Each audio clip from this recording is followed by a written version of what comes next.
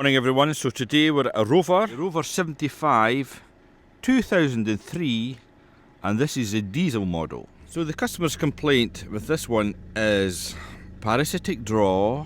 Well, sorry, let me go back. The car was going fine and he decided to put a bulb in the front, a light bulb. And he said he fiddled about with the fuse box, whatever that means. And after he done that, he then got a range of bizarre electrical issues. Battery going flat, wipers coming on at odd times, you name it, other bits and pieces. When Roddy comes back, I'll fill you in the entire story. So as you can see at the moment, we just have an ABS light on, or the handbrake light's on, and maybe one of the bulbs out. So I've scanned it, but because this is an old thing, it's nasty, so I'll show you the scan. All I could get into was the engine under DDE4, and the codes that come up are like that, with no definition. The only one I have is a 1260. So if I come back out of this, I'll see what version information it gives. Rovers were never great machines. They were awful. Well, there we go. This is assembly number, part number, hardware. And there's the VIN of the thing. So I'll show you what this is what I was presented with, this data stream. So let's go into ABS. So read DTCs. Wheel speed sensor, front right. So that must be a, need to check that out. I'll just need to go through here one by one and try and build up a picture to see what it could be and try and recreate the fault. So I'll have a look and I'll get back to you. So I'm going through this, and this is nasty. Half the things it can't even communicate with. So I don't think this is a correct tool for this job, so I'm going to change to the snap-on, see if we'll have any greater success with a scan. The snap-on machine, it doesn't do a system scan either, so we've just got to go into it one by one. So let's have a little look here. So we'll continue that. Oh, this is class. The snap-on machine will not even communicate with it. And here's me blaming the top down for not being up to the job. So let's come back out of that. Let's go into anti-lock brakes. Let's see what we get. So code info. Fuel speed sensor front right circuit 32. Right, we'll agree with that. Let's go back again. Let's try the engine management one more time. Maybe it's just having a bad holiday, a bad weekend after the, a bad morning after the Easter weekend. Voila, must be the holidays that's affecting it, so we're finally getting in, so let's get code information. What I had to do was switch the key off and back on. So it's complaining about a P3505 glow system, a P1260, I've got my glasses on, delivery fuel pressure monitoring, then it's a speed sensor monitoring, so that'll be off the front right ABS. Oh, and here's a big one, a P3510, the mean relay. Oh, don't like that one. That would be, he's complaining about bizarre electrical issues. So that, whenever you see the main relay things, oh, that could be ECU, could be the fuse box, could be anything. Let's see how much data stream we get here. Data only. So there's the data there, so you can see we're getting battery voltage at the top right, and that's showing 14.7. We're getting plenty of power at the moment. No, unless that main relay is the fault there is because of the parasitic draw that he's complaining about. Main injection. No. Right, we need to get more information off the customer. We need some solid direction here. Right, so the customer's complaint is parasitic draw in the morning with this Rover, and he says the Speedo does not work. So here's the parasitic draw. We have 128 milliamps, which is high. You ideally want under 50. But if the customer's complaint to say it's flat in the morning, that kind of figure shouldn't flatten a battery overnight. No, unless the battery's old and in a degraded state. So could do a few tests on the battery right enough. Let's do that first. Go and rewind, and we've done a battery test. So a hit comes up and says replace. But we don't think this is the greatest battery tester in the world. So I suppose you're better to replace or repair what you know is faulty with it in the first place. But maybe the parasitic draw has done this in eventually anyway. So it's a chicken and egg scenario. I was thinking is complaining about the glow plug. So you can see the glow plug fuse is this big one here. 100 amps, so need to check your test light over that to see if that fuse is still good. What else was there? Sorry, I'll show you that again. There it's here, 100 amps. But we'll just pick away at this one as we go along. Right. So we're just checking for a power here. But Roddy's pressing down in this little stud. We can hear an arcing noise. No, unless you're just too strong, my man. Right, so there we go. So that is good. Check that in for the glow plugs. So he's good. So that's good. That he's good. Good. All good. I just checked the lot. So you want nothing on both sides. But the problem was if you get something on one side, nothing on the other. That's what happened. So what's that, Roddy? Which fuse is that, lad? 15 down. Oh, there it is. Came.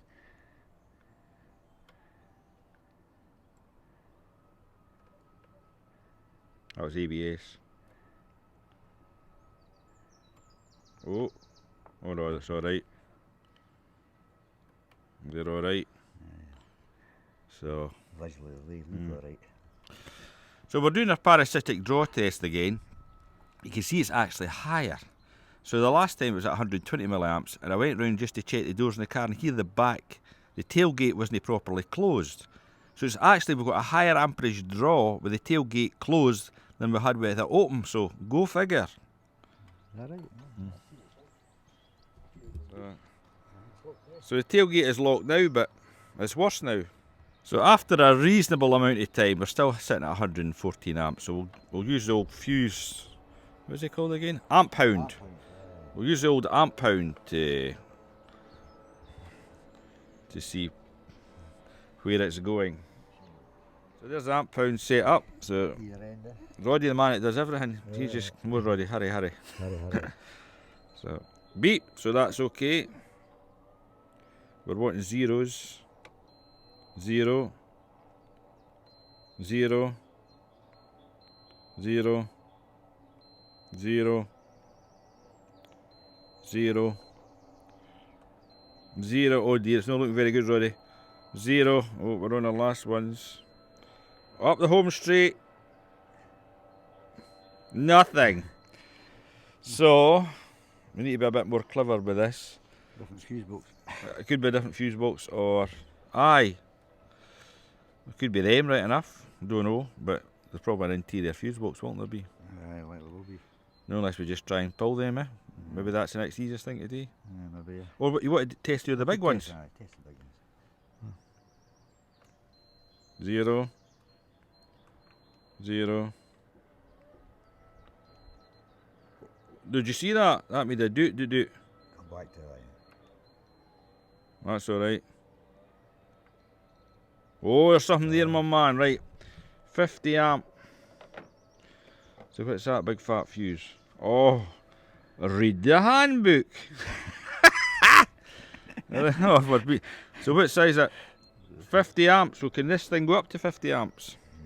Can't remember that distance. We can't remember, right? 40 was it? So we go type. So we go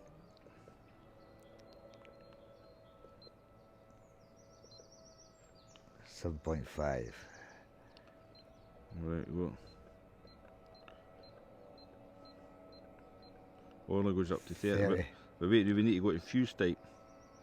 30 amp, right? And there we go. 40. 50, there we go, Roddy. Right. Rattle it over that and see what happens there, my man. You need to set it. Is that it on? What do we press? 58.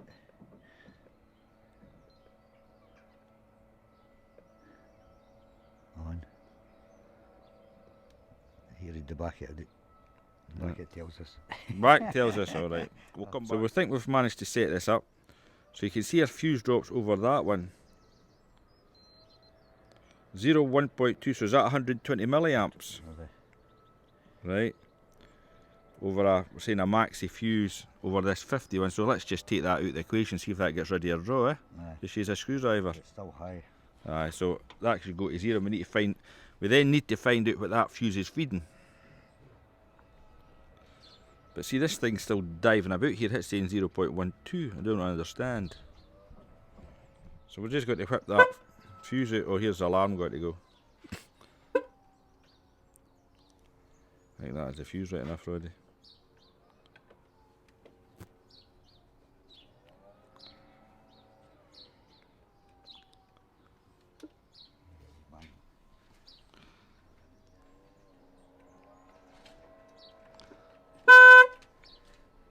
There it's it.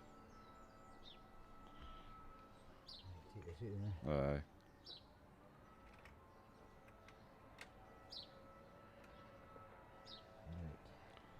Oh, well, we're still high-ish. Well, let's rethink that clamp again. That's 0.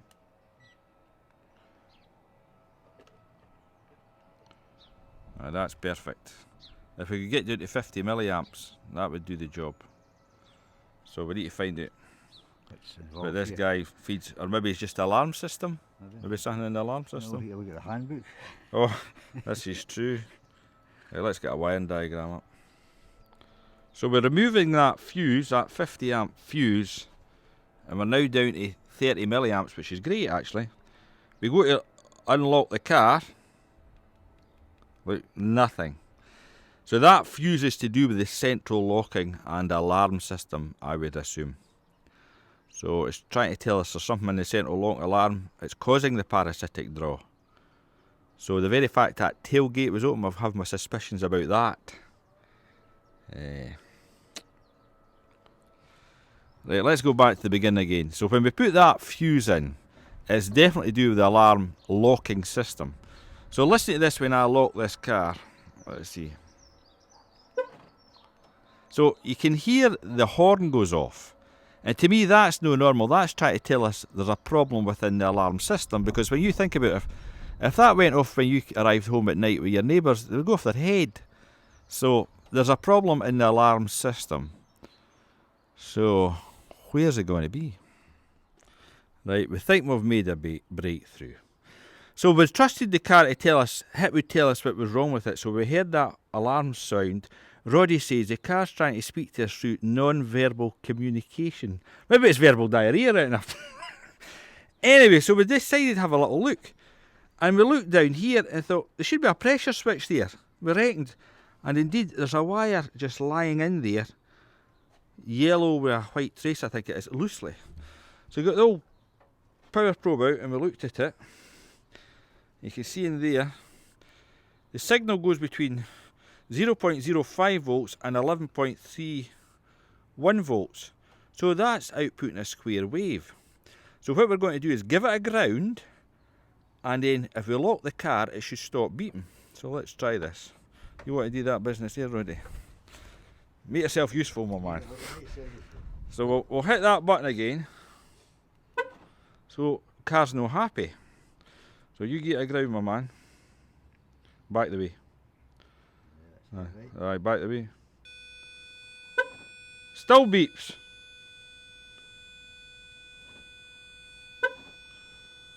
No. Let that go again there, man. Go and put your probe back in and just see what happens.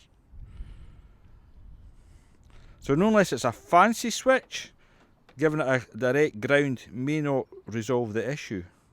We'll check on the scope. So we're connected to that little wire with this scope pattern. Look at that. How ugly a signal is that? That's like a sawtooth. You remember off the old Ford throttle bodies? Idle speed control valves, that's what that looked like. So, don't know.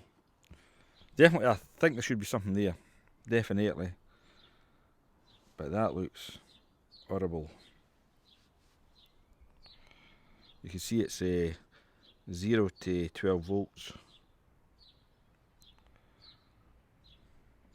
Right, so we we've got that connected up, and we took it direct to the battery negative, which we're not sure if that's the state it should be in when the bonnet is closed. Should the switch connect and that be grounded out? No sure, but it's never changed the state of our parasitic draw. We're still at 130 milliamps. But we can get the alarm to sound if we disconnect this thing, so, or reconnect it. So that's it disconnected, so the alarm does not sound. So if we reconnect it, where's that key? Oh dear. So the alarm goes off. So I don't know, is that its open state or is that its shut state? I think we're maybe barking up the wrong tree here, no sure. Fed up chasing our tail with the parasitic draw. We'll get back to it, but we'll chase the wheel speed sensor front right circuit first of all. So what we're going to do is take it and see if this code clears. And let's see, so clear code. Your key must be on, engine off. Okay, that is true. Right, code's complete. Okay. So code info. So there's no codes present. So what we'll do, we'll start the car and we'll rescan it and see if it's a hard sensor fault. So we started the car and the code comes right back. So we've got a new sensor. Let's plug it in and see if that clears the code. Then we know we're going for the right thing. So as I say, this is a quick test just to rule out the tonic, well, what you call it, the ABS ring. So it is a sensor fault, but then again it could be a wiring fault. So we'll plug in the new one and see if it clears. So I think we've found our problem. The multi-plug which goes underneath this here, someone's been here before. It's all chewed and it looks like the pins have came out, so I think we need to go to a local scrapyard and get this end. I don't think it is a sensor. Put that on and this will be out a BMW, so that looks like the problem to me. So we're having to drill down to get this ABS sensor out because it's completely kaput too, as well as the multi-plug. And I can just see the ABS sensor there because we could only get the drive shaft out a little bit, so I don't know if you can see it there. It's just focus on it. There, it's in the middle there, so Roddy's got to drill through it. So we may have won the battle, but we've certainly not won the war. We've sorted that sensor and it's working, but you see we've got a new code. Plausibility, so we come back out of this, read the data stream, and we'll just graph these. Roddy takes that little shimmy down the road.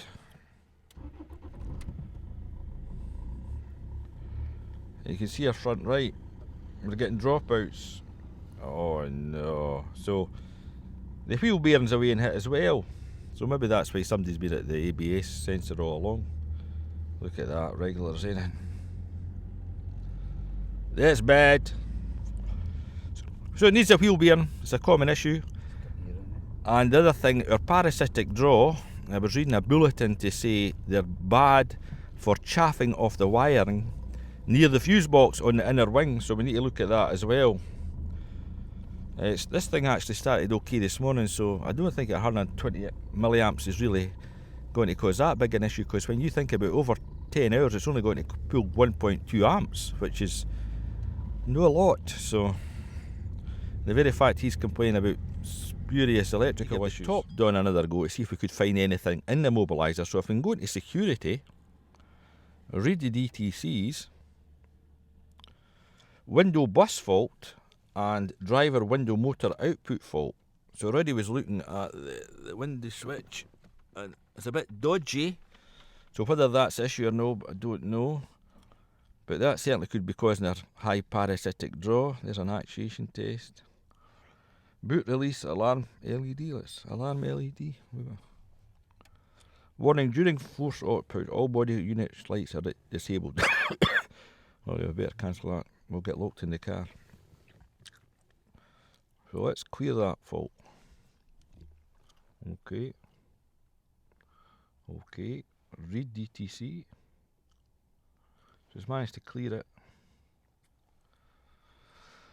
Interior lights. Let's see if there's any fault in them. What's the name? Read data stream. Off. Lamp power on. Is the lamps on already? What's that, sir? I said interior lamps on. lamp power on, interior light switch off. That was on this morning actually when I drove it. Was it? Did it come on? And I switched it off like that. Oh. It was on. So Roddy's complaining about this light being on when he drove it this morning, so you had to put it off. So, don't know. Eh? Air conditioning instrument pack.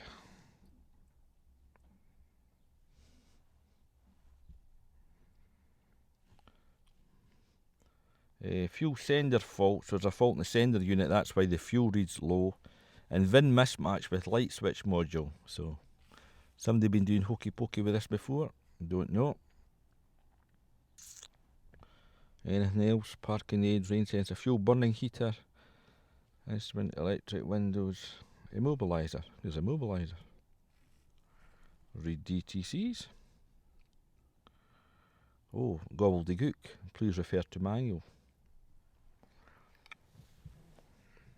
Read data stream.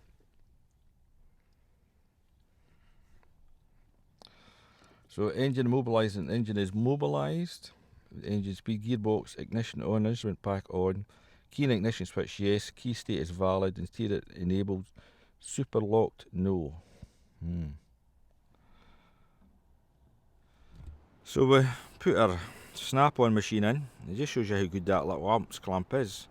So we're starting here at 300 milliamps, and it will come down to 120. So that little that little unity T meter is absolutely accurate. So I'll give it 5 minutes and we'll watch this. So there you go. After a minute or so, we're down to 122 milliamps, and it will not change for that. So we've had a bit fiddle about in here. See that wiring down there? I've moved the fuse box about, shook it, you name it, watched our meter. And we can't get any more than 120 milliamps, but we can't certainly get any less. But with these faults being in the door motor, the motors, the window, that's part of the security system, so we can't rule that out either. The thing is, where do you end with this? It's an old car and they just know what to spend a lot. The other thing that's part of the security system is the fuel filler cap. So you can see this one's, that doesn't work, and there's a little thing there. I don't know if so you can push that back. But it's no complaining about it in the faults, so don't know. But if we hit the key,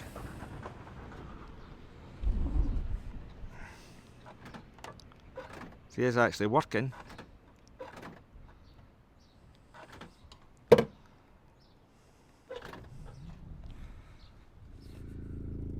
Right, we've had the run around here. We'll get the true story now. So, we spoke to the guy direct this time, rather than through a message. Now, he knows about the alarm issue, or the mobiliser issue, with the horn making that, the horn going off when you lock it. So there is a fault, and the very fact that thing's up there, but all the doors shut, that's why we have a higher parasitic draw than the 30 milliamps, because the car's not shut down correctly. But he says his major problem is the wipers coming on when the car has been left lying. So this could be a few issues. One was the wiring underneath the battery.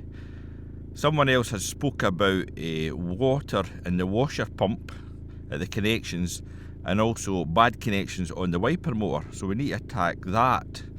But we've had a run around with this. He reckons this is maybe caused by the tailgate, so we could have a bit look at the wiring in that as well.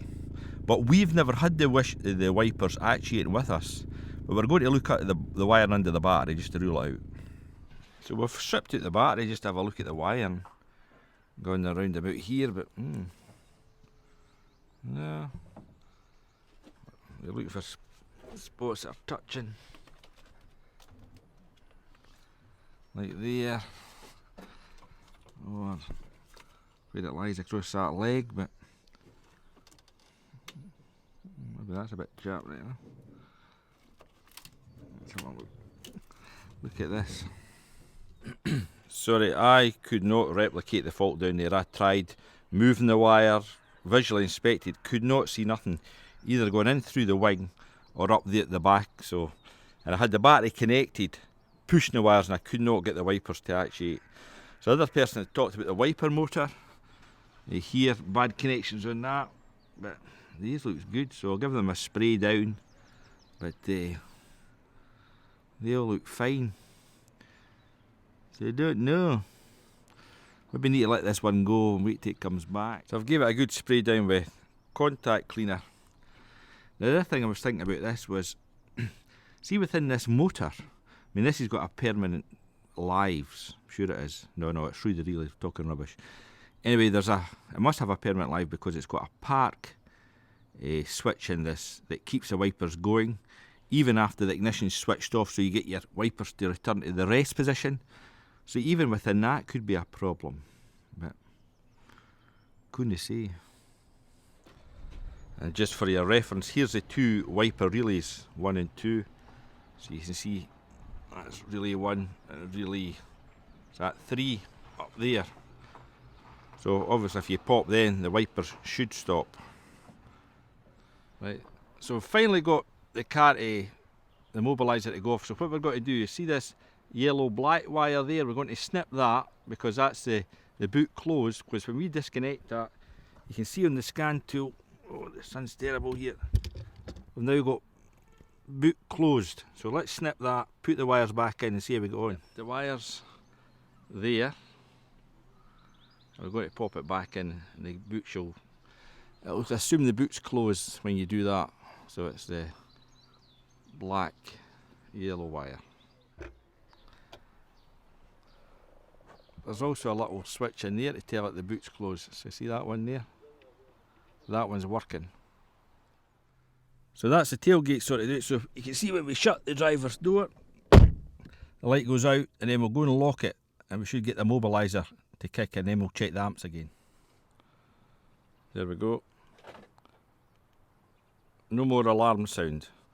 So let's check the amp straw. Now we're now sitting after a minute at 300 amps, but it was at that before, so we need to wait for it to calm down. Well, there it's taking a little dive, that's good. There we go. Now we want it lower than 140, so let's give it a minute more.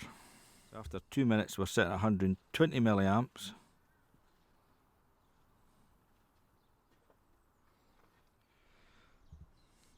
So even after cutting the wire, the Immobilizer setting correctly, what a waste of time. It's still at 125 milliamps. That's after 10 minutes. Now I said, they did say you should wait half an hour, but I've only got half an hour.